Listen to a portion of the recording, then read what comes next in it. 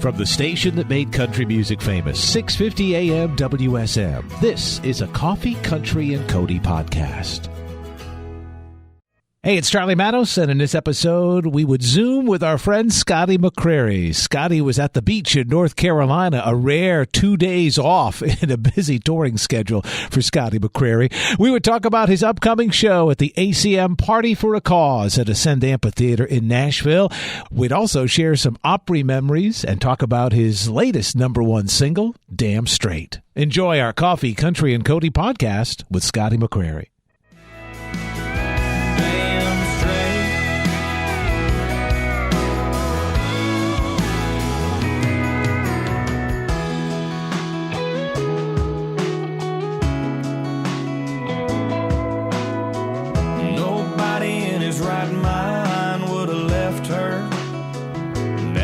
Her favorite song. She sang along every time it came on. Scotty McCreery joins us this morning as you watched on Circle Television and listened to Damn Straight all over the world on WSM Radio. Not one, not two, but 3 weeks at #1, according to Billboard magazine. For you, Scotty McCreery, welcome in, buddy. It's great to have you. Good morning. Good morning. Thanks for having me. So when you get to week #2 with a #1, I mean, come on now, don't be too modest. How often does it run through your mind? Hey, how about a 6-week #1? How about an 8-week #1? Huh? Man, you know me. I'm beyond thrilled with 1 week. But yeah, it was. I've never had a 3-week #1 before, so we did a lot of celebrating and we had a good time with this one for sure. Well, the cool part about this song, Scotty, is that there have been songs that used, titles cleverly, but this one really tells a great story along with it, too. I mean, it's so well put together. Yeah, I mean, the way they wrote this song, I mean, even if you don't pick up on the song titles that are dropped in there, you can still make sense of the story, the classic country heartbreak song, but the use of the titles and how they did it and where it grammatically makes sense is, to me, it's so crazy how they did that. And when you say they, he's talking about Jim Collins and Trent Tomlinson, who were the writers on it. Yes, sir. I understand. I saw an article, and I wanted to ask you about this, that this was pitched to Chris Young first, and he either put it on hold or decided not to record it, and in the meantime, you got a hold of it and recorded it. Yeah, I saw that same article. I haven't even talked to Chris about that yet. But next time I see him. But to me, that's so cool. I mean, Nashville is a songwriting town, and everybody's got different friends and hearing different songs. And I've had nights on the bus where I'll stay up and just go through old demos in my email box, and I've gone through like hit songs that went on to be #1s that I passed on. It's well, so any crazy one or two that come to mind? It was one of Thomas Rhett's early songs, like oh man, it was like one of his first singles that I was just like I think I passed like that or something like that. Yeah, but yeah, I love those backstories because she always finds its home. Yeah, you're right. Yeah, Trisha Yearwood's talked about that she had a chance to cut Strawberry Wine famously and didn't. Wow. And she said, but you know what, it just wasn't for me. It found its home, just like you said, with Dina Carter. Absolutely. Well, if you just joined us, Scotty McCreery on the phone this morning playing the ACM Party for a Cause, and it benefits ACM's Lifting Lives Foundation, and you're doing that a week from today. You'll be in town at the Ascend Amphitheater on Tuesday the 23rd. So I just look at your schedule, and we just did a private show together, an exclusive Opry, as we call them, for the CCA Global folks. It's a flooring company. Or a number of flooring companies under that banner. And you got to do, on the stage of the Grand Ole Opry, you got to do a 10-song set the other night, Scotty. I know, yeah. That's a rare opportunity. We haven't really done that in a long, long time. So we relished it, and we had a great time. I mean, getting to go to the Opry 2 nights in a row, that's always a great week. So that was a lot of fun last week. Me and the band enjoyed it. Are you talking about the Damn Straight, and that's your 5th #1? You actually talked a little about, you took the audience through your career, how you were just dreaming of having the first #1, and now to be talking about 5 is really an accomplishment. Oh, thank you. Yeah, no, you're exactly right. For me, it was years and years of work and trying, but never quite getting to the top of the mountain with the song. So to have one number one single in country music and to be a small part of country music history is awesome. So 5 is overwhelmingly cool. So absolutely. How much do you and one of the newest members of the Grand Ole Opry, Alaina, stay in touch still? I know your professional careers keep you quite busy, but once in a while you cross paths. Yeah, it's exactly like you said. Once in a while, it's anytime we get to play shows together or be on the same stage, catch up.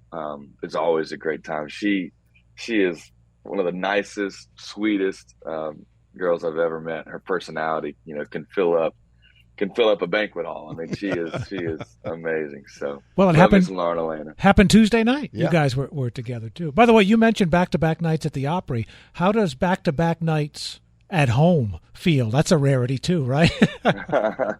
It sure is this summer. Good gracious. It's especially with the baby on the way. I've been trying to get home when I can. So the other day, I flew home for 19 hours. I got to see my wife, and we built the baby's dresser, and then I flew right back out on the road the next morning. So it's are you good? That kind of summer. Are you good at building stuff? Because everything I had to build for my little guy, I needed a YouTube tutorial to figure out how to put together the crib, the swingy thing. So. I'm right there with you, but okay. As long as there's directions, we went. This thing was from IKEA, so there were at least the picture directions. Okay, and we made it through. So, how is Gabi coming along with a November delivery date? And Charlie, we just learned it's on your mother's birthday. Yeah, November the 4th. Yeah, yep. Uh-huh. Yep. Yeah, that's our due date. So she's doing great. She's a champ. She's feeling good, and she's having her ice cream cravings, which I'm trying to help, and I'm trying to be disciplined when I go get her ice cream and not always get me ice cream too. That's tough. It's tough. But no, she's doing awesome. She's great.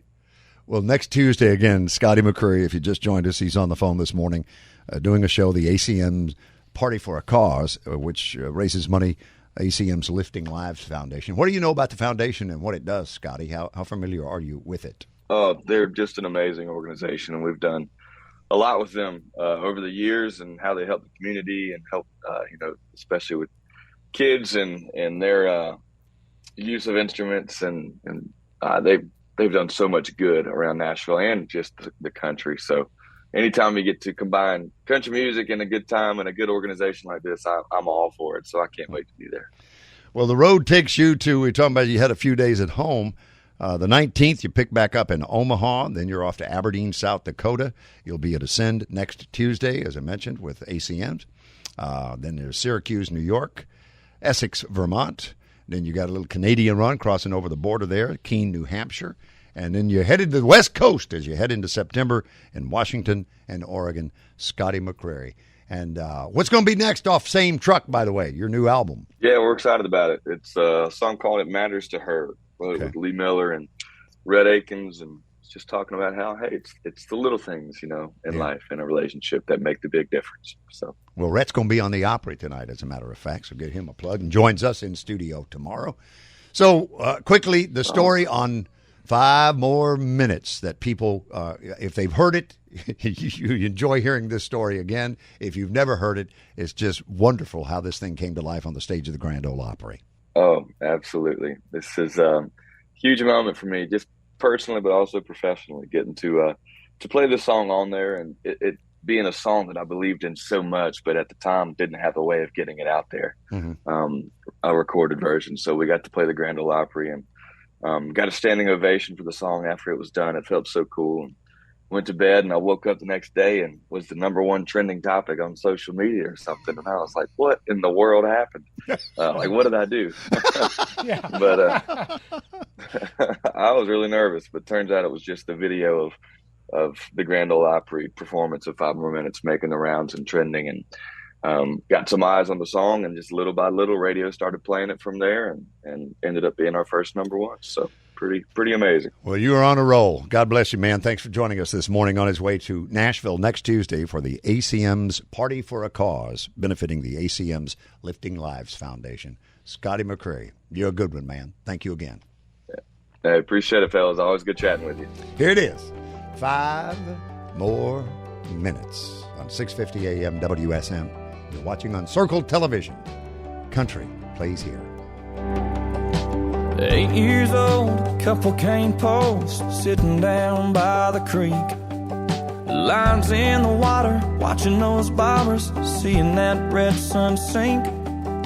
Mama's on the porch yelling supper's hot. Y'all come and get it. We yelled 5 more minutes. Thanks for listening to our Coffee, Country, and Cody podcast. Our program director at WSM Radio is J. Patrick Tittle. Our digital producer is Haley Hall. Marketing and promotions director is Amanda Cannon. And I'm Charlie Matos. If you like what you've heard, make sure you subscribe so you never miss an episode. And leave us a review on iTunes. It really does help new people find the show.